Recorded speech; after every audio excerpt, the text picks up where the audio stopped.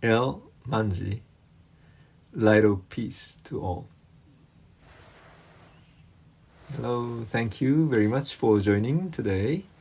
My name is TK Nakagaki. I'm a freelance Buddhist priest living in New York City.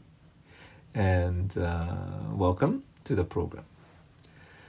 So, how's everything going to you? Well, it's getting warmer, and a lot of people got vaccine in New York City. And but then on the other hand, other countries have still a lot of difficult time. So we'll see how the world is going to be. But meanwhile, whatever things going, we just to cultivate our own mind, or our own wisdom, our own compassion. So this is what should be done by the one who is skilled in goodness and who knows the path of peace. So that's where I wanted to bring you to the attention. And the first one is the ability. Is the able person who is able. And next, second one, person who is upright or sincere, really. And the third one is a straightforward, right path, right towards the truth. The fourth one is a gentle in speech, kind speech, I guess. And then the fifth one is be humble, be gentle, peaceful. So for today, Nyu-Wa in Japanese was humble, be gentle, and peaceful. These are two words that was kind of combined. And so which means no get angry, no too harsh or strong, but rather flexible and balanced. And that's why it could be peaceful, it could be gentle. In the Asian tradition or Eastern tradition, the softness or gentleness is actually strength. Okay? Because especially like a typhoon comes, or the big tree, looks very strong. It's easily cut down sometimes. But then the bamboo is very soft, right? Yeah, smooth but flexible. So bamboo survive because is the softness. The way of speaking is the one before. The way you express, so your smiling face could be one. So it's an expression. Maybe the smile with right? Smile with that face, or even like eyes could be smiling, and your mind is smiling too, I guess. And so like that is this part of the words, and so that gentle speech and gentle facial expressions, so expression that you have. So if you have such things, and then you can sort of change the atmosphere. I don't know how many of you enjoy looking at the statue of the Buddha, but which one is the most loved by Japanese people? The facial expression of the Buddhist statue, which was most popular in Japan. Do you know which one? And that's actually the same one that I really like too. So when I first see this particular statue, which was on a textbook of the elementary school, so they have a textbook on when you open it, or actually I believe it's a front page, or many times too. Actually, you see that particular statue with a little light smile. Not like a laughing, but just nicely smile. And somehow very serene type of face. So atmosphere is kind of quiet, but very respectful. Yeah. So, but anyway, I'll show you this one. Have you seen this?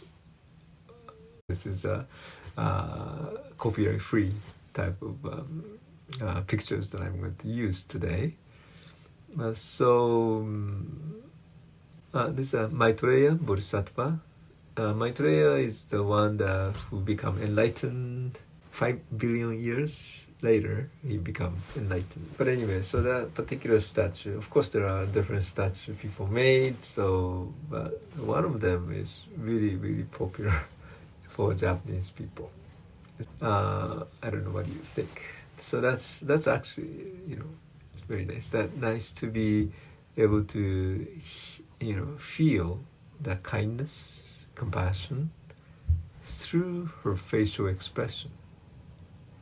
And also you get some wisdom or sereneness, like really quiet. But then it's like comfortable quiet.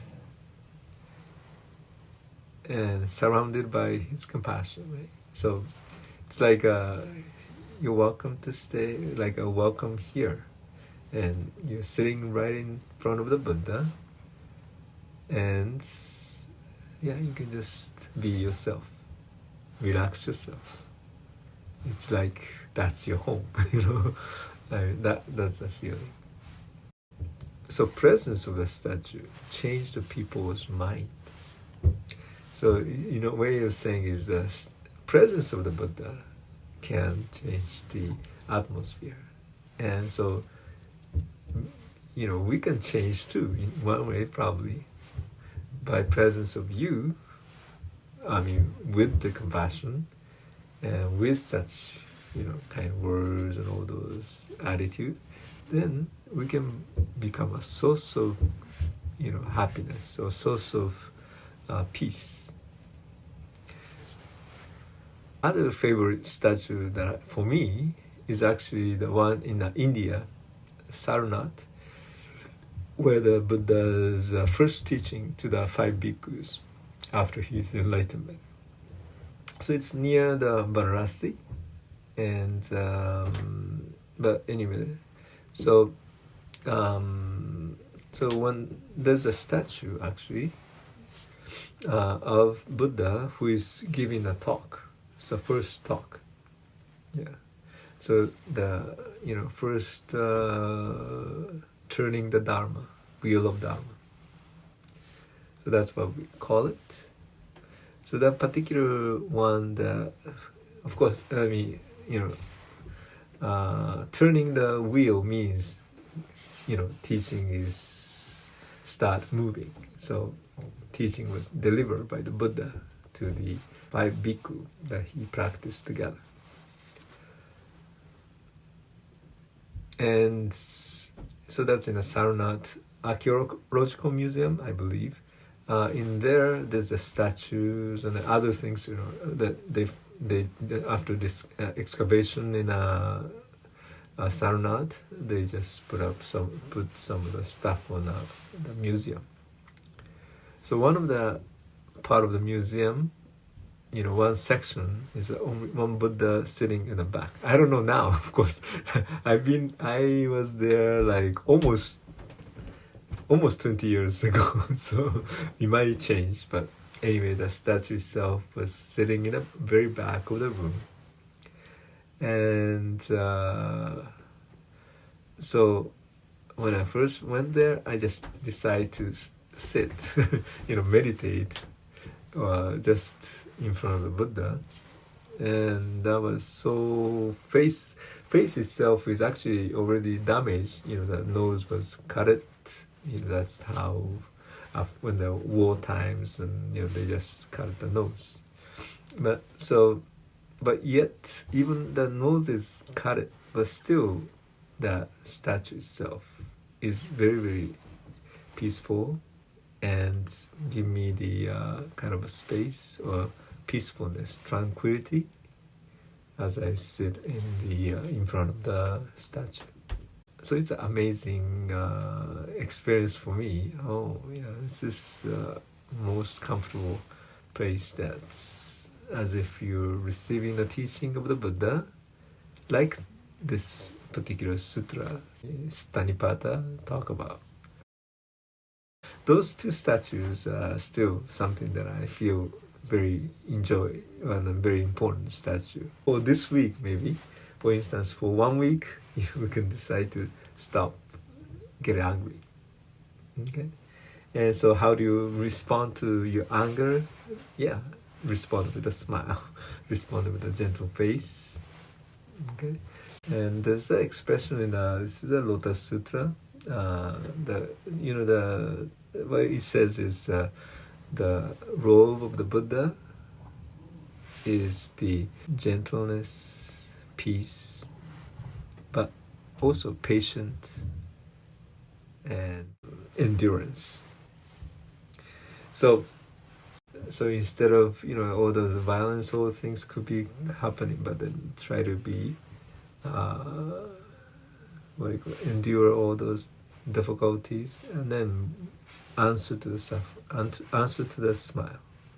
So if you instead of answer the violence to violence, so violence to love, right? Or violence to compassion. Yeah. So that's a kind of interesting practice. If you can answer every day anger that you have, but instead of anger make it more angry, but rather you can when you have angry you just smile instead, then maybe you can sort of lighten the anger that you have. So in a way, what we're talking about today is bring the sun. When the sun comes, when even like a winter time was so cold, but yet when the sun comes, you feel relief. Right? It's like even now to the springtime, the warmth of the sun make you feel comfortable, relaxed, and want you to go out and feel the nature. So it's like an invitation, right? It's like bringing sun to yourself, and you become the sun to bring the peace, bring happiness. We sometimes wanted to change the world, but the world is so difficult to change. But since you can, it might be closer to you. You should change. We should change ourselves first. Then that could affect to others, maybe.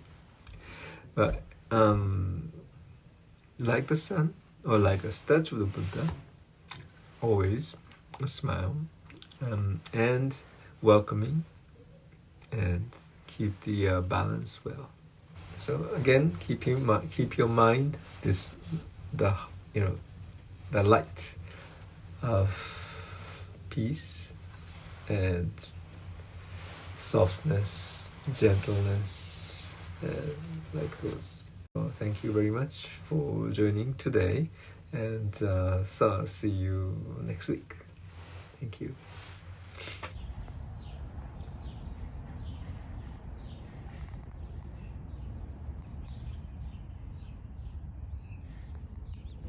Buddham saranam gacchami, Dhammam saranam gacchami, Sangham saranam gacchami, Dutiyampi Buddham saranam gacchami, Dutiyampi Dhammam saranam gacchami, Dutiyampi Sangham saranam gacchami, Tatiyampi Buddham saranam gacchami, Tatiyampi Dhammam saranam gacchami, Tatiyampi Sangham saranam gacchami.